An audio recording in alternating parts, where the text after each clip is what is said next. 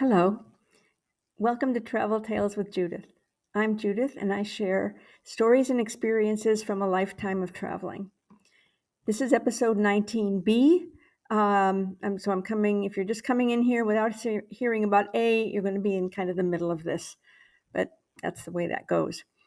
So, I was with a delegation from the Center for Global Education in this repatriated village in El Salvador, and I had been very impressed by the way that the community handled everything.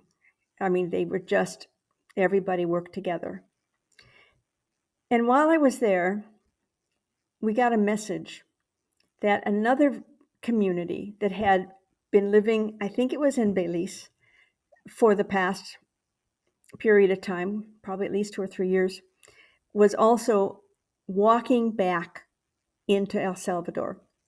And they were already in El Salvador, and they were heading toward, either they were looking for a place where we could establish their community, or maybe they were heading to a place they already knew about. I don't know. But they were walking in. If you can imagine how long they had been walking, look at a map.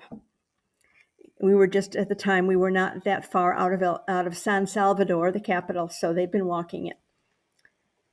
And we then heard that they'd been walking along a particularly muddy road, and the military, which of course was on the other side of the conflict there, had been harassing them, really, really giving them a hard time, and that the night before they had surrounded them and wouldn't let them set up their sleeping arrangements were anywhere except in the muddy road.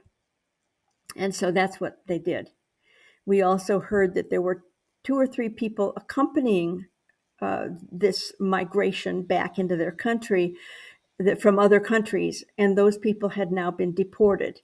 So the government was not looking kindly on people helping the El Salvadoran people come into their own country again.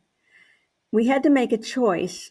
Well, actually, no, we didn't have to make a choice, but several of us in the delegation thought we should go and accompany the village coming in.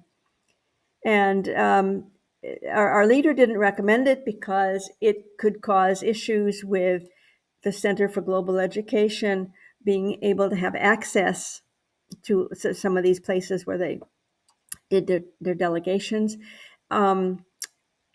We could be deported, we could be hurt, things like that. But 3 or 4 of us decided that we needed to go to be with these people. And fortunately or unfortunately, just as we were getting ready to move, because they weren't that far away. It was a big field, and it was somewhere the road was on the other side of that field.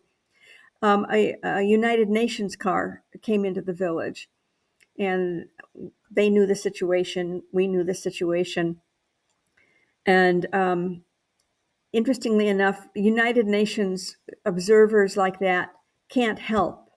They can't do anything. What they do is they observe and they record and they disseminate information, but they don't help. So just as we were getting ready to set off to help these people coming in, we started seeing way at the other end of this big field, we started seeing people straggling in.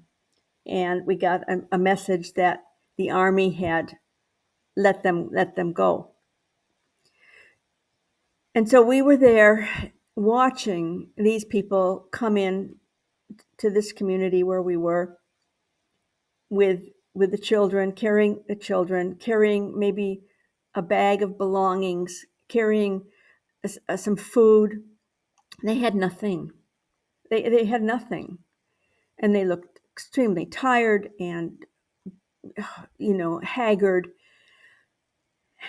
And as they came in, one by one, I don't know how many people altogether, maybe 60, something like that. I'm guessing now.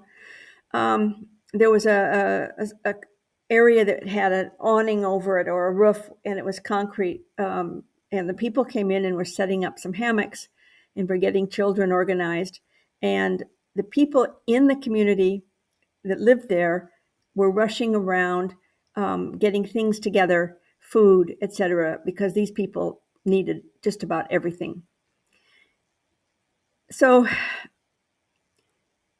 we were supposed to leave at that point, but we decided that we were going to not leave until the next day because we felt these people might have need of some kind of security that maybe our group could give them.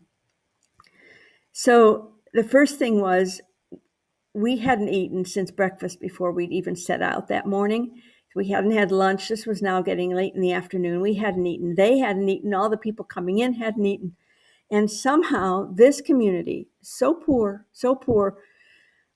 got together and set up cooking stations and got us everyone there. We all got a hard-boiled egg and a plate of beans. And it was just amazing that they could get this organized. I'm going to continue this on episode 19C. So please check that one out and see how this ended. Thank you.